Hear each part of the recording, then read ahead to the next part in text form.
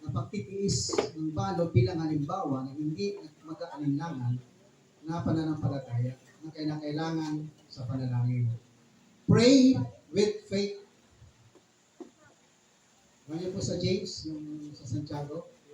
Yung pananalangin na kumisa, nananalangin ka, minsan sa mind mo, minsan nagduda ka na. Bagsak na. Subukan nyo yun. Nananalangin ka, pero inisip mo, minsan, parang posible yung Lord, bagsak na. Bagsak na yung panalangin mo. Nag-alinlangan ka na kung mangyari ba o hindi. Lord, tanggap mo ba kaya yung panalangin ko? Kasi nag-alinlangan ka, nagtanong ka na ng ngayon. Fail ka na. In the first place, na-discourage na yung pananampalataya mo sa panalangin. Kung ikaw talagang persistent ka, baga yung sa tingin mo, nakapokus ka, focus ka lang doon sa prayer mo. Huwag mo isipin na baka hindi mangyari. Pupunta ka pa lang, bumabalik ka na kasi hindi ka na tumuloy. Yan ang mahirap. No? Di ba? Napunta tayo sa ganun, sa ganito. Naghanda na kayo, pupunta na kayo. Tapos, ano kaya?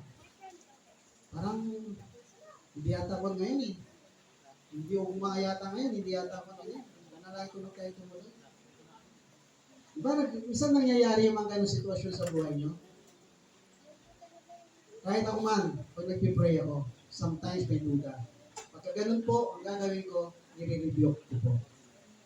Mag-praise and worship muli ako. Refresh, praise and worship, then pray. I-rebuke ko ang gawa ng diablo bumubulong-bulong sa tanong.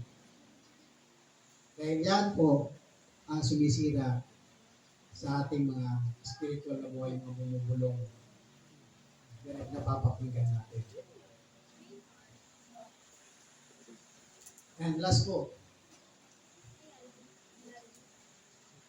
tandaan, kung makikita sila ni Kristo na patuloy sa pananalangin, kapag bumalik siya, alamin na ang panalangin ay mahalaga para sa pagtagumpay sa kalaban. Amen? Kailangan po makita ng Panginoon na ikaw ay persistent sa pananalangin. At ganoon din po, sa iyong pananalangin, alam mo na magtatagumpay ka against the enemy. Kasi po yung against the enemy, yung kalaban mo, siya po ang humahadlang. Mayroon pong mga humahadlang sa pananalangin mo. Kailangan aware ka. Although dito sa balo, walang pumigil sa kanya.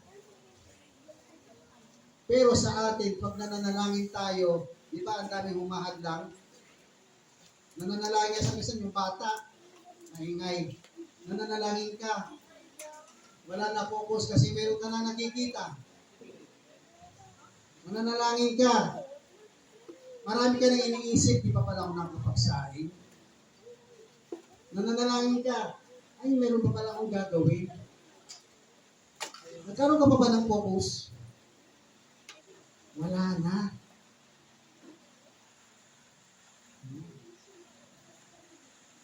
Kahit nga sa gabi, pag matulog ka, magpipray ka eh. Isa kalimutan mo, nakahiga ka na pala. Oh. Nagpipray ka. Hindi pa tapos yung prayer mo eh.